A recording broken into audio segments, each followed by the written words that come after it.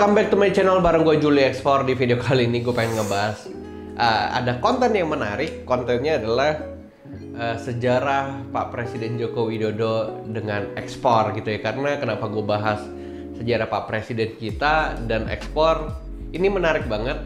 Karena sebelum gue cerita gitu ya, Pak Presiden kita gitu ya, yang kita hormati itu sebenarnya awal mula perjalanan karirnya menjadi seorang eksportir. Jadi kalau kalian berpikir, pemerintah nggak support ekspor gitu, maaf ya. Maksudnya Pak Presiden kita aja eksportir. Dia pun tahu apa yang harus dilakukan karena pasti pernah mengalami pemerintahan saat Pak Jokowi menjadi eksportir. Kayak Pak Jokowi kan mungkin kayak, harusnya gini gitu kan. Maksudnya kayak kita sekarang lah ya. Kayak gini nih, misalnya gue cerita gue ini eksportir, terus gue bilang harusnya nih gini nih pemerintah, harusnya gini. Mungkin menurut gue Pak Jokowi hari itu melakukan hal yang sama, dan misalnya gue menjadi presiden, gue pasti akan membereskan hal-hal yang menurut gue harus dibereskan. Jadi kalau misalnya Pak Presiden kita adalah seorang eksportir dulunya, kebijakan-kebijakan ekspor saat ini memang sudah dipermudah dan gampang. Jadi kalau kalian berpikir sekarang ekspor itu susah, gimana susah ya, maksudnya regulasinya aja udah gampang karena Pak Presiden kita pernah mengalami hal yang sama. Oke, jadi kalau gue cerita sedikit, Pak Jokowi ini kita tahu gitu ya, lahir dari keluarga yang sederhana sekali di Solo, terus tinggalnya juga pindah-pindah kontrakan, sampai akhirnya pernah kontrakannya kena gusur dan harus tinggal di rumah paman atau saudara ayahnya. Nah, ketika pindah gitu, memang kalau boleh gue belajar sejarahnya Pak Presiden Jokowi, papanya ini memang kerjanya di kayu dan mebel gitu. Nah, kayu dan bambu, terus dijualnya di pasar. Ketika digusur, pindah ke rumah pamannya, papanya menjadi supir bus. Dan Pak Jokowi dan ibunya itu yang melanjutkan untuk jualan di pasar. Nah, di tahun 1980, Pak Jokowi ini itu kuliah di UGM, ambil jurusan perhutanan gitu ya dan kayu, karena intinya pengen belajar gitu ya tentang industri kayu di Indonesia. Nah, setelah lulus di 1985, Pak Jokowi ini kerja di salah satu perusahaan dan berangkat ke Aceh gitu ya untuk bilangnya kerja di perkebunan. Nah, singkat cerita, terus udah gitu ketemu Bu Iriana, menikah, dan akhirnya balik ke Solo.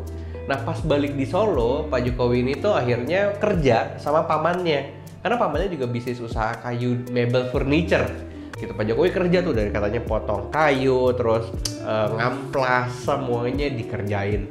Sampai akhirnya Pak Jokowi ini mencoba untuk buka usaha sendiri.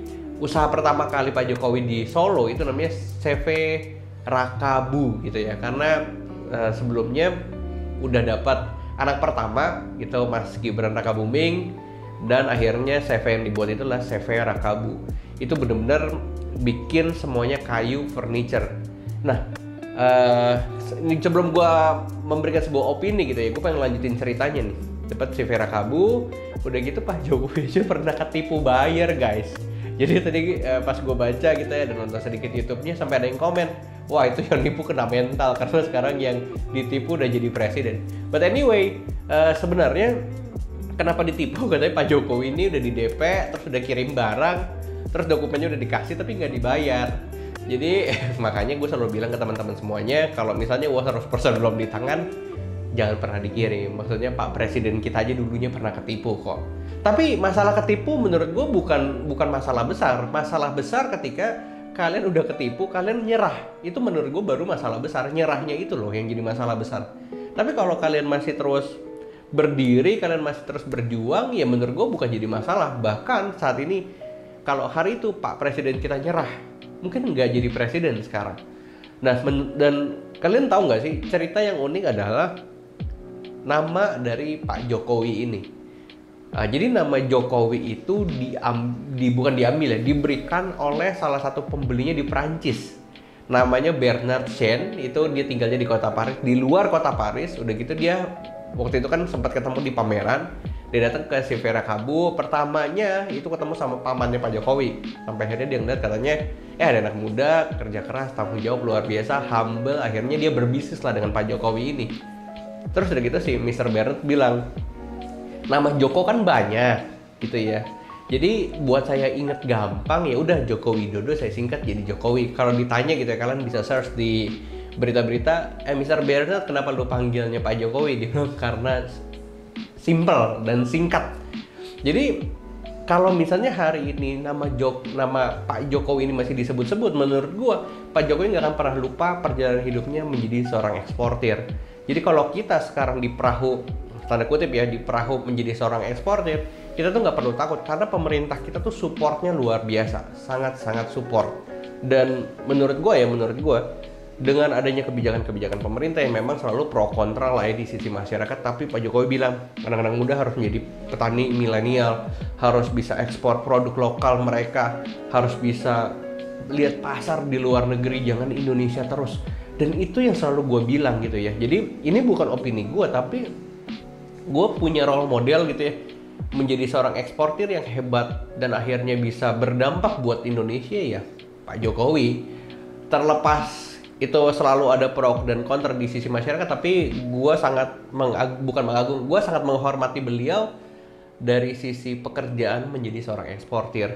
Jadi benar-benar Pak Jokowi ini pameran di luar negeri, ikut pemerintah punya pameran dan lain sebagainya, sampai katanya Chef Era Kabu ini nggak pernah sepi dari orderan. Dan gue selalu bilang, fokus dengan ada apa yang ada di tangan kalian, yang ada di sekitar kalian. Gue berani jamin kalau misalnya ya Pak Jokowi itu ekspornya bukan ekspor furniture atau kayu, mungkin nggak jadi Pak Jokowi hari ini.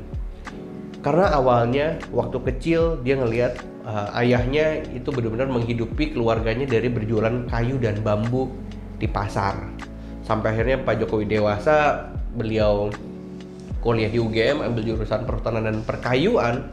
Terus udah gitu kerja untuk mendapatkan expertise dulu, pengalaman dulu.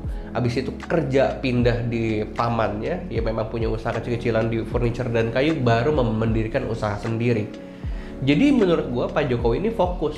Dia ngelihat apa yang di depan matanya itu yang malah menghasilkan sesuatu. Jangan di depan matanya ada kayu, ada bambu, ada furniture kayu, terus udah gitu bisnisnya apel. Ya sebenarnya tidak salah, tapi ngapain gitu loh. Karena yang menurut gua di depan mata itu malah yang harus dikerjakan. Menurut ya itu menurut gua gitu ya. Jadi gua selalu bilang be a local hero. Jadi orang-orang yang selalu support produk-produk yang ada di daerah kalian, yang terdekat yang ada di daerah kalian. Jangan yang jauh-jauh gitu. Dan menurut gue ini adalah tips yang praktikal, bisa kalian langsung manfaatkan. Jadi kalau kalian berpikir ekspor itu produknya apa, kalian nggak perlu bingung. Lihat di sekitar kalian adanya apa. Kalau Pak Jokowi lihatnya hari itu kayu dan bambu, ya akhirnya beliau bekerja menjadi seorang eksportir kayu dan bambu dan furniture.